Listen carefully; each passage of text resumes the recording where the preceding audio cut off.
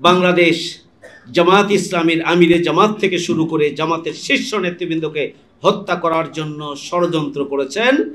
তারই ধারাবাহিকতায় বাংলাদেশকে আলেম ওলামা শূন্য করার জন্য শাপলা চত্বর হত্যাকাণ্ড সংঘটিত করেছেন। এই জন্যই শেখ হাসিনা প্রতিবেশী রাষ্ট্রের চক্রান্তে এবং ষড়যন্ত্রে আমাদের সীমান্তের অতন্ত্র প্রহরী বিডিআর বাহিনীকে ধ্বংস করে দিয়ে শেখ হাসিনা অত্যন্ত পরিকল্পিতভাবেই পিছন দরজা দিয়ে ক্ষমতায় আসার মাত্র কিছুদিনের ব্যবধানে 2009 সালের 25 এবং 26শে ফেব্রুয়ারি পিলখানায় নৃশংসতম হত্যাকাণ্ড সংঘটিত করেছে। এটি ছিল একটা সুপরিকল্পিত চক্রান্তের অংশ, বাংলাদেশকে দুর্বল করার জন্য, বাংলাদেশের স্বাধীনতার সার্বভৌমত্বকে নস্যাৎ করে দেওয়ার জন্য এবং বাংলাদেশকে আধিপত্যবাদী শক্তির দোসরে পরিণত করার জন্য, পাশাপাশি 41 সাল পর্যন্ত ক্ষমতায় থাকার স্বপ্ন বাস্তবায়নের জন্যই শেখ হাসিনা পরিকল্পিতভাবে পিলখানায় হত্যাকাণ্ড সংঘটিত করেছে।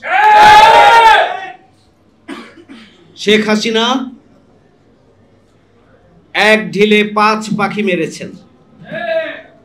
এক, দেশপ্রেমিক, চৌকস,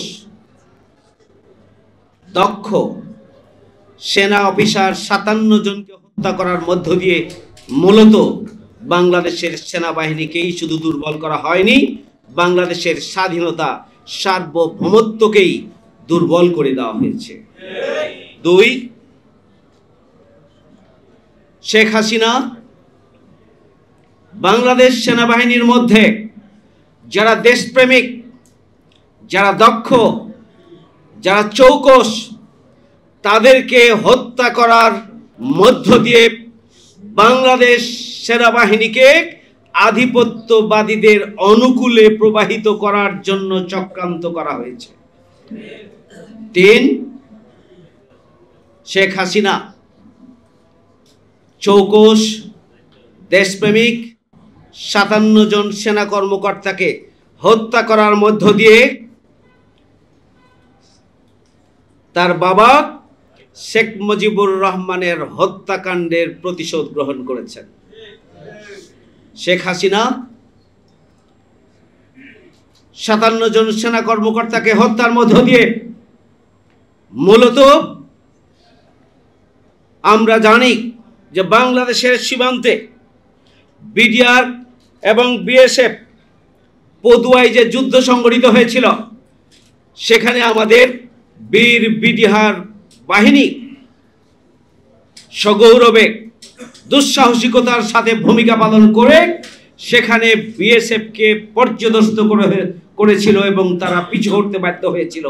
সেই পদুয়ার হত্যাকাণ্ডের বদলা নেওয়ার অংশ হিসাবেই বিডিআর দের দিয়ে পরিকল্পিতভাবে বিডিআর ব্যবস্থাকে ধ্বংস করে একটা প্রতিশোধ গ্রহণ করার জন্যই পরিকল্পিতভাবেই 25 এবং 26শে ফেব্রুয়ারি পিলখানায় হত্যাকাণ্ড সংঘটিত করা হয়েছিল।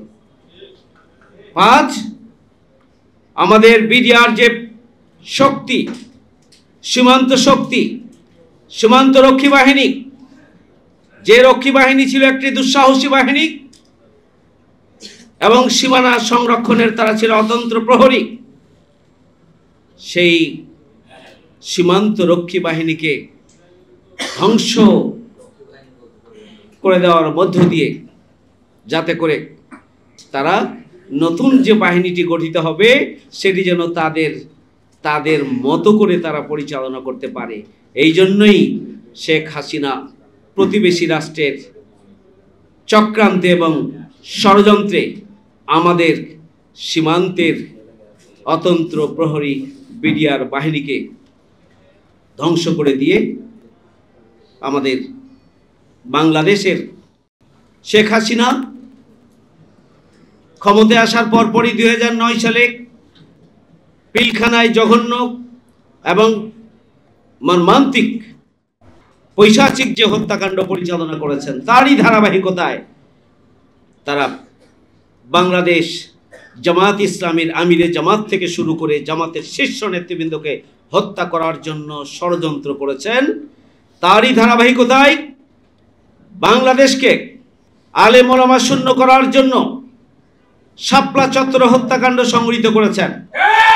আমাদের দেশের সবচাইতে বড় আলেমে দ্বীন, আন্তর্জাতিক খ্যাতি সম্পন্ন মুফাসসিরে কোরআন হযরত মাওলানা দেলোয়ার হোসেন সাঈদী সাহেবকে তাদের চক্রান্তের ধারাবাহিকতায় হত্যা করা হয়েছে।